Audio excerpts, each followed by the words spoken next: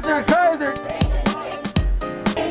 Kimberly Bryant in Hollywood, where nurses are fighting mad. That story next.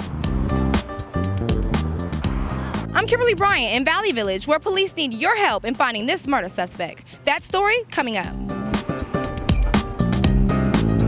I'm Kimberly Bryant in the NewsWatch newsroom. Coming up next, the desperate search for a swimmer off the Santa Monica Pier. I'm Kimberly Bryant in Lincoln Heights, where residents have a new paradise. In a drive-by shooting in broad daylight. Those stories and more next on NewsWatch. Reporter Kimberly Bryant joins us now with the story. Kimberly? Jay, I'm standing outside of Kaiser where the protest is taking place. Now you can take a look behind me at hundreds of nurses who say they're being treated unfairly. Treat your workers like you should. With bullhorns, picket signs, and angry faces, these nurses want their voices heard. They work for Kaiser Hospital in Hollywood, and they say the hospital works them too hard. Nurse Lolita Valdivia says the hospital is putting the lives of patients at risk.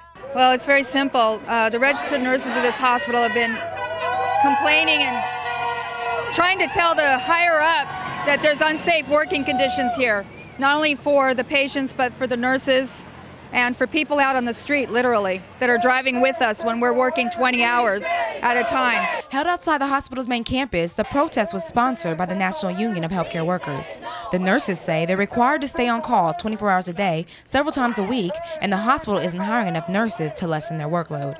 We say fight back! Intensive care unit nurse Joe Umbrino says the hospital is breaking the law. Often I'll find myself covering another nurse.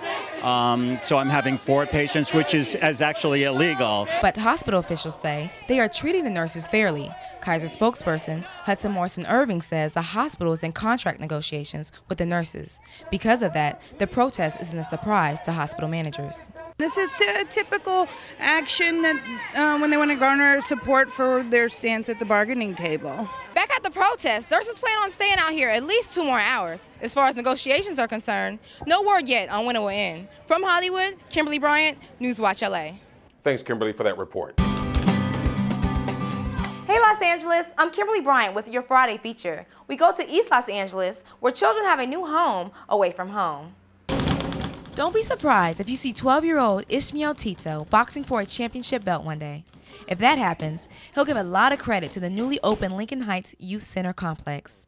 It's a place where children like Tito can escape the gang-plagued streets of East Los Angeles. This is really special to me because I really like boxing, and this is my favorite sport, and I come every day to get better and better.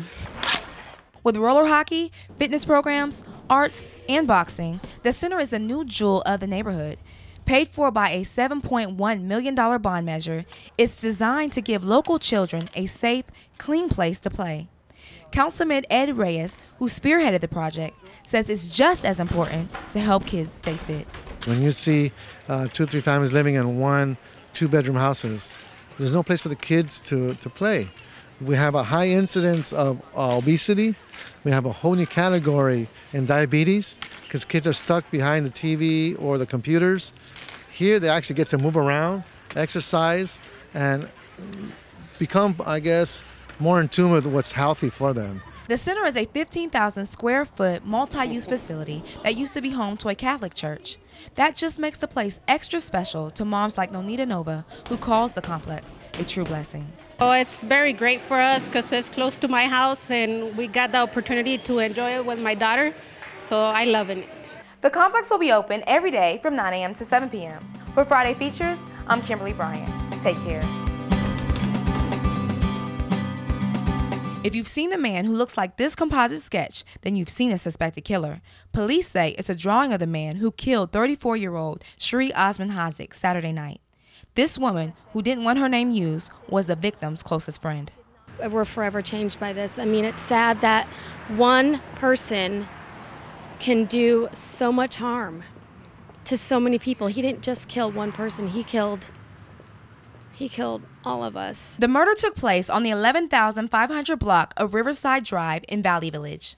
Police say the victim's fiance came home from work just as the suspect was leaving the apartment, which started a frantic but unsuccessful foot chase. When the fiance returned home, he found the building on fire and the victim's charred body inside. Very sad, very sad. It's I mean, to have something like this to happen in your own, not only in your neighborhood, but in your own complex, it's just a very sad thing, you know, for somebody like that so young. Police say the fiancé got a good enough description to create this detailed sketch. The suspect is Latino, 5 feet, 8 inches tall, with several tattoos on his arms. Neighbor Sarah Huggins calls this attack chilling. It scares me. I live right down the street. I live on Colfax, and it's scary to think that there's somebody out here who would do something like that. And looking at the burn stuff, it's terrible. Detectives say the victim was burned so badly that they can't tell how she died. They're waiting on the results of an autopsy, which should be complete by this evening. From Valley Village, Kimberly Bryant, NewsWatch, LA.